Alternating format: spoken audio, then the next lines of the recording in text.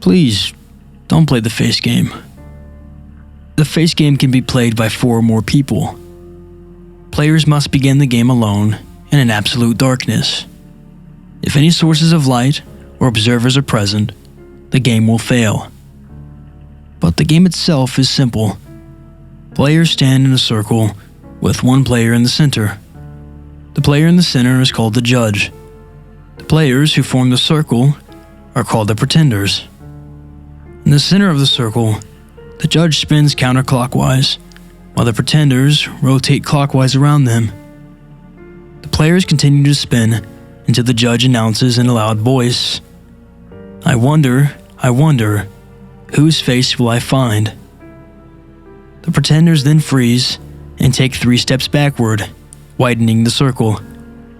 The judge can no longer be sure who or what is standing there. They must approach the pretender and attempt to identify them by touching their face.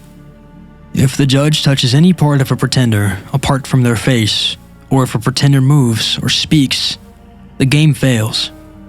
A pretender can sneer, scrunch up their nose, or otherwise manipulate their face to make themselves more difficult to identify.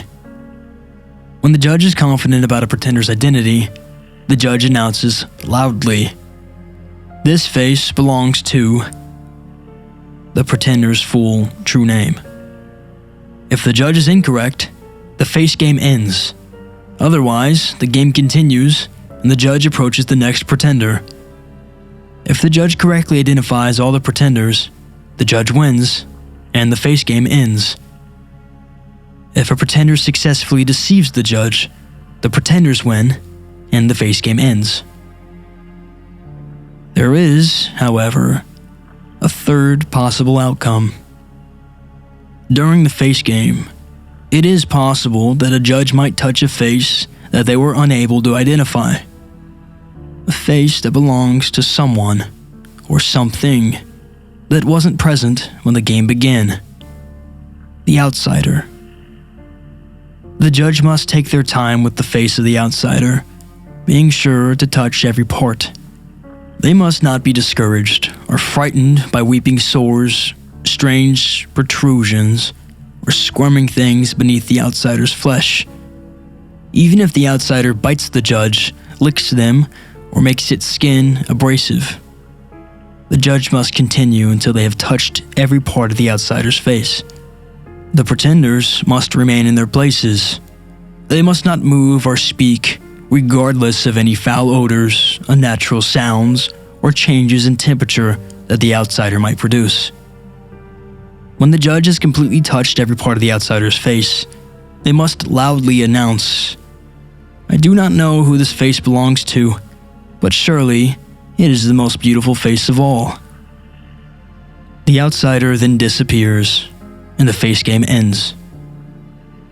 However, if the pretenders move or speak, if the judge fails to completely touch the outsider's face or doesn't pronounce the game-ending phrase correctly, or if the outsider successfully impersonates one of the pretenders, the outsider wins the face game.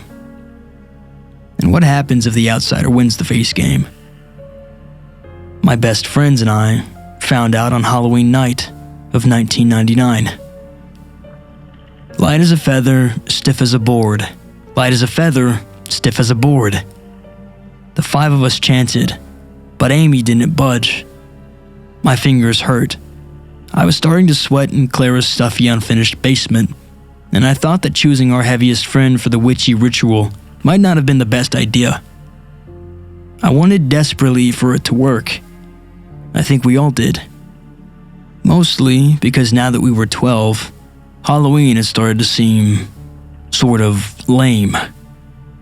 Erica had stolen her brother's copy of Scream, but it hadn't made us jump or scream the way it used to.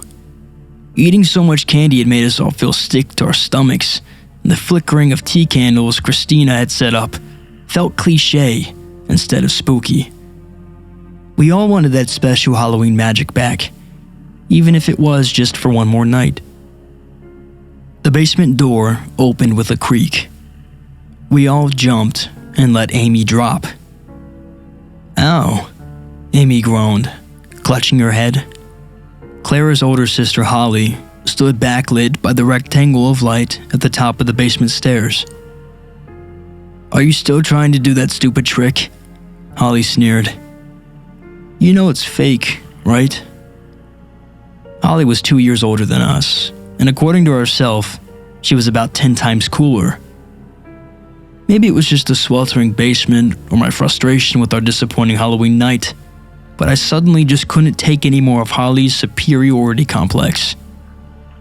"Oh, let me guess," I snapped. "I bet you know one that really works, right?" How I wish I could take those words back now. Holly's mouth opened and closed soundlessly a few times. She couldn't believe that one of her little sisters had actually talked back to her. "I do," Holly spat, when her jaw finally started working again. "And I'll prove it." She slammed the basement door on her way out, and we could hear Clara's parents haranguing her upstairs. We all looked at each other and giggled. Holly was gone a long time. "Here." She stormed down the stairs and shoved a sheet of printed paper into my hands. "The face game," read the header. "This isn't just some game you knew about," I snorted. "You just printed it off somewhere. Look, the ink's not even dry. You're just too scared to play it. Anyway, I'm gonna go talk to my boyfriend, so do not come upstairs," Holly shouted over her shoulder before slamming the door and getting yelled at once again. We read through the instructions several times. It didn't seem complicated, but even as a preteen, I wonder about the face game. It seemed so simple, so anonymous. Who had created the face game? Why? At the time, I didn't have the answers. The 5 of us stood in a circle, waiting for Clara's parents to click off the television and go to bed. When the house was finally quiet, we began. I volunteered to be the judge. It had looked easy on paper, but spinning in circles in Clara's stuffy, pitch-black basement went to my head immediately. I had barely twirled 5 times when the floor began to feel wobbly beneath my feet. I wonder, whose face will I find? I shouted queasily, starting the game. It had sounded like there were a lot more than just my friend's footsteps circling around me in the dark, but when I spoke, all sounds stopped. Standing dizzily in the complete darkness made me feel like an astronaut from one of the documentaries we watched in school, floating alone in the lightless, hostile void of space. With a shiver, I took a step forward, and then another. Where were my friends? I held my hand out in front of me and staggered blindly forward. When my fingers touched flesh, I nearly shrieked. A face. Fortunately, this one was easy. It was a round face with soft, pudgy features, and if that wasn't enough, there wasn't a drip of sweat on it. That meant it could only belong to Amy, the girl we'd been trying to lift with our spell. I felt around her face just to be sure, then I called out. "This face belongs to Amy Leanne McCade." I heard Amy let out a sigh of relief. No one else spoke, and the game would go on. The next face was bony and twitchy. Whoever it was didn't make it easy on me. They wrinkled their nose and lips so much that for a terrifying moment, I thought I was touching the outsider described in the rules. But then I realized that whatever I was touching trimmed its eyebrows and used strawberry shampoo. Only one person I knew was such a pain. This face belongs to Clara Simmons. Wrong. Christina laughed. Sudden footsteps, a banged knee, cursing. Kelsey flipped the lights back on, and I was standing in front of Christina. Clara was after her in the circle. The darkness had made me more sensitive to smell, I suppose. And besides, I had figured that only Clara would try to trip me up. I had forgotten how sneaky Christina could be. My friends, the pretenders, had won the face game. I felt my cheeks burning. Holly's stupid paper printout game had been more difficult than I thought. I looked and I felt like an idiot. I was angry with them, but even more angry with myself. Well, since you won, Christina, why don't you be the judge next? I challenged her. Christina just shrugged. I realized that none of the others understood why I was so angry. They didn't understand the tension and fear that came with being the judge, and that weird sensation of touching a suddenly unfamiliar face in the dark. Before I knew it, the lights clicked off, and we began to spin. I don't know if Christina had a higher tolerance for dizziness, or if she just wanted to show off, but she twirled for what felt like forever. Candy sloshed sickeningly in my stomach, and I wondered what would have happened if someone passed out during the face game. I wonder, whose face will I find? Christina sighed in a sing-song voice. We froze. After taking 3 steps back, that feeling was back. The sensation of being alone in the universe. There was nothing to do but wait for hands to touch my face. I heard shuffling feet, wiggling, a barely stifled giggle. This face belongs to Clara Simmons. Clara groaned. Christina moved on. She barely took 2 minutes to identify the next pretender. This face belongs to Erica Rebecca Moss. Christina was moving fast. Maybe too fast. I heard her uncertain footsteps as she nearly walked outside the circle and had to double back, feeling her way through the dark just as I had. Suddenly, Christina gasped. Then, silence. What was taking her so long? And when had Clara's basement gotten so cold? I shivered. If it weren't for the total darkness, I was sure I would have been able to see my breath. A foul smell like rotten eggs invaded my nostrils. Something was wrong.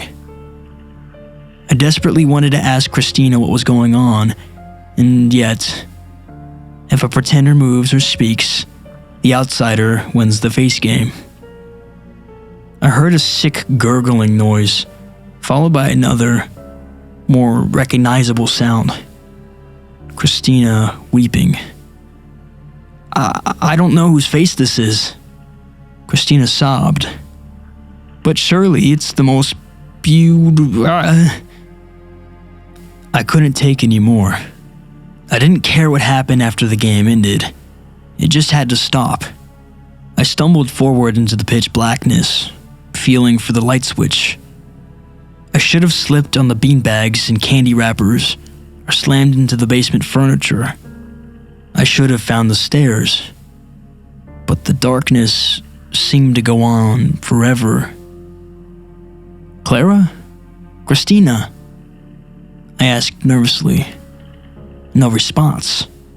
It was like my words had been swallowed up. I wrapped my arms around myself against the chill, but it was useless.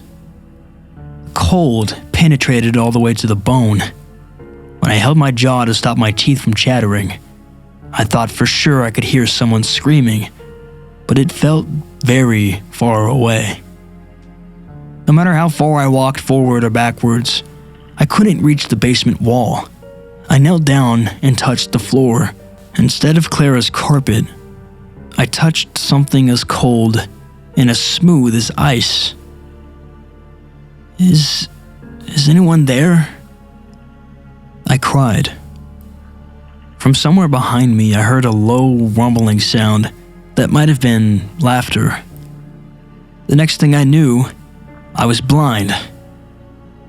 Ugh. A dark figure surrounded by light shouted down at me. "What are you twerps doing down there? Mom and Dad are pissed. I knew that voice. Clara's older sister Holly at the top of the stairs once more. My friends were scattered around the basement like broken toys, terrified and exhausted. All except Christina. Christina stood in the center of the room, her face expressionless. She opened and closed her fingers and toes as if using them for the first time. She wriggled the muscles in her face, as though trying to understand how to use them. And then she smiled. "Your stupid game didn't work," Christina yelled up the stairs. The rest of us looked at each other. It had worked. Too well. Christina had touched the outsider.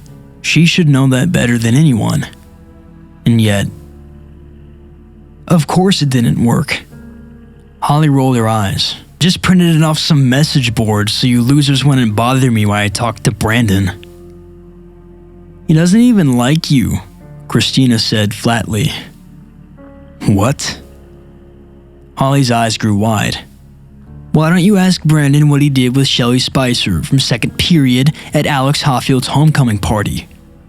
Christina sneered. How do you know about that?" Holly stammered. "Anyway, Brandon didn't even go. He told me so." "That wasn't what he told Shelley." "Ask him. You'll see." Without another word, Holly slammed the door. We all stared. "What?" Christina shrugged, examining her fingernails. "Holly Simmons is a bitch. She deserved it." "What happened to you?" I asked. Christina snorted. "Don't tell me you're still talking about that stupid game. Just before everything got weird, you found the outsider, didn't you?" "I heard you, but surely it's the most beautiful face of the..." "Don't tell me you actually fell for that." Christina threw her head back and laughed. "I was just messing with you. You're still such a baby. I mean, none of the rest of you were scared, right?" Christina looked from face to face. One by one, each of my friends shook their heads. I couldn't believe it. I'd seen how bewildered and frightened they were when the face game finally ended. I knew that, like me, they'd been shivering and lost and trapped in that cold, dark, other place. I felt betrayed, but I couldn't blame them. There was a menacing new look in Christina's glare, as though something ancient and cruel was staring out from behind her eyes. I think, on a deeper level, I already knew the truth.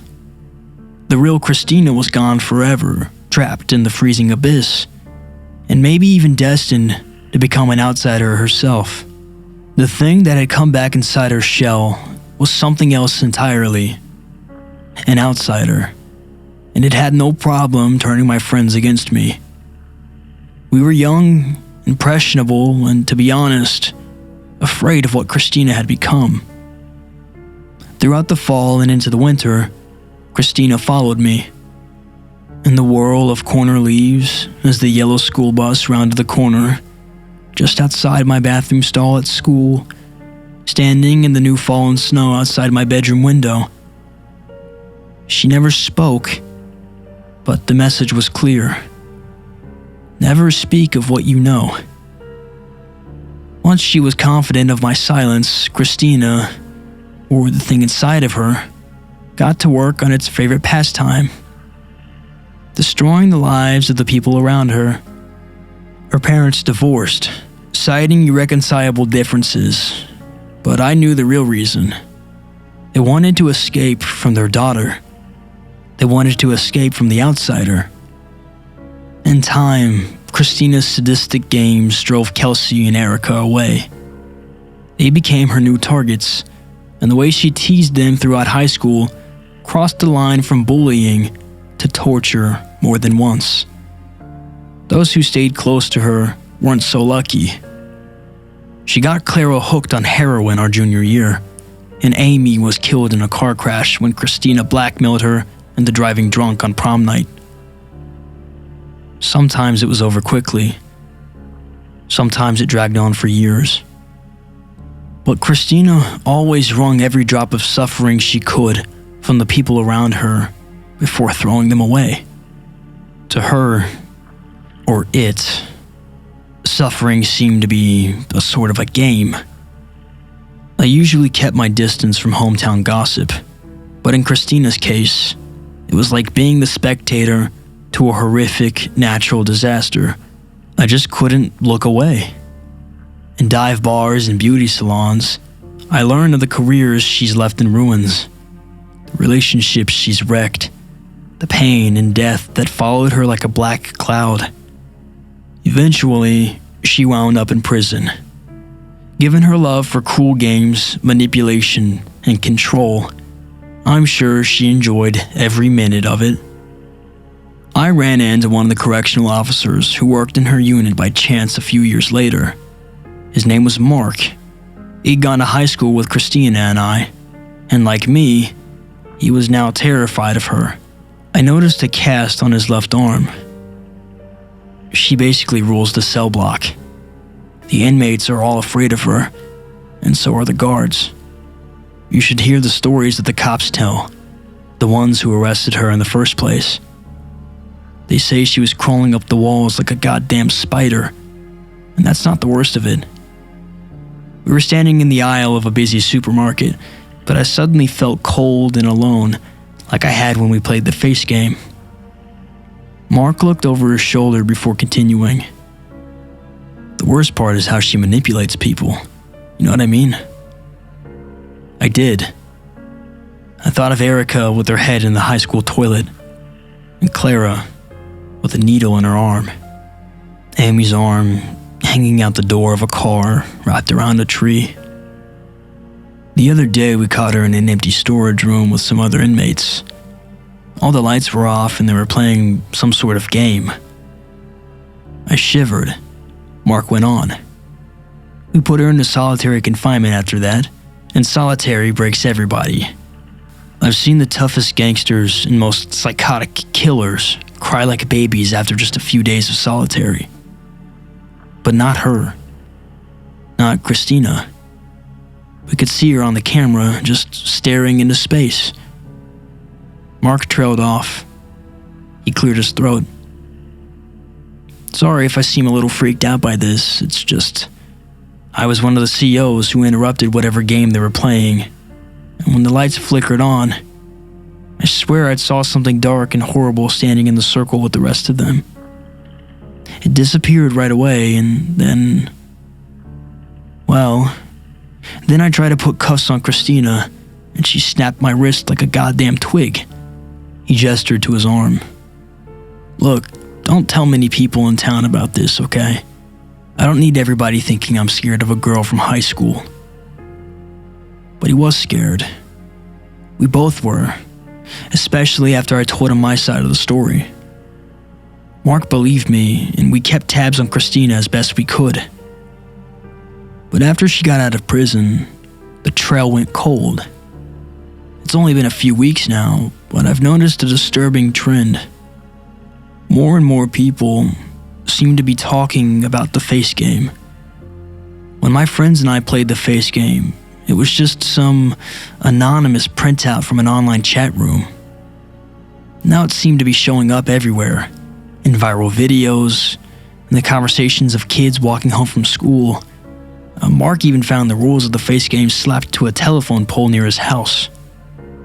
And it can only mean one thing. The outsider wearing Christina's skin is spreading the word about the face game. Is it trying to bring more of its kind to our world? Or find its way back from where it came from? I don't have any answers.